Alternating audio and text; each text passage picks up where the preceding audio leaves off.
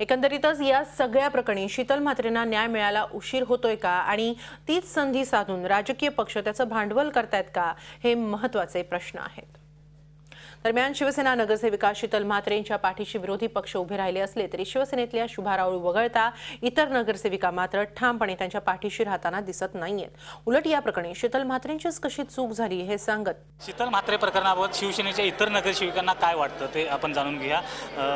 शीतल म्हात्रेच्या जागी तुम्ही असता तर तुमची काय भूमिका राहिली असती? नाही, मला तेच म्हणायचं आहे की आज जे काय आरोप म्हणतायत ना, आरोप म्हणण्यापेक्षा समज आणि गैरसमज झालेले आहेत आणि त्याच्यासाठी पक्षप्रमुख हे सक्षमपणे बघतायत। आता पण काही जणांनी आम्हाला विचारतात की त्यांना बोलवलं का गेलं नाही, बोलवण्याची का वाट बघावी। मला जर गैरसमज झाले तर मी बेधडक घुसावं मातोश्रीवर, कारण मातोश्रीवर कोणालाही अटकाव नाही आहे। एक साधा गटप्रमुख उपशाखाप्रमुख जाऊन जर उद्धवजींना भेटू शकतो तर आमच्यासारख्या नगरसेवकांना उद्धवजी का नाही भेटतात। आम्ही पण आज अगदी लेटेस्ट काल 4 दिवसापूर्वी मी जाऊन भेटून आली, आम्हाला भेट दिली।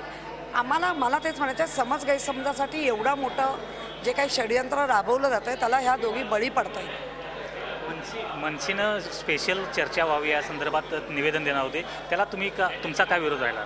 माझा विरोध ह्यासाठी होता की मनसेवाले निवेदन तुम्ही यायचं होतं, निवेदन द्यायला काही हरकत नाही, परंतु निवेदन देताना तुम्ही मीडियाला का बरोबर आणलं? मीडियाला बरोबर आणलं म्हणजे ह्याचाच अर्थ तुम्ही राजकारण करताय।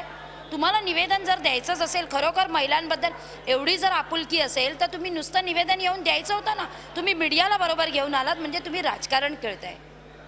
आणि स्पेशल मीटिंग, कुठली स्पेशल मीटिंग म्हणताय? अहो, नागरिक सुविधा सोडवण्याचे प्रश्न सोडवा ना। या ऐतिहासिक सभागृहामध्ये हे विषय यायला पाहिजे, हा विषय सभागृहातला नाहीये।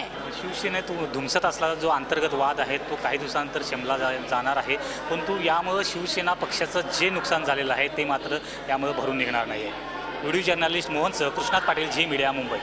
झी 24 तास, एक पाऊल पुढे।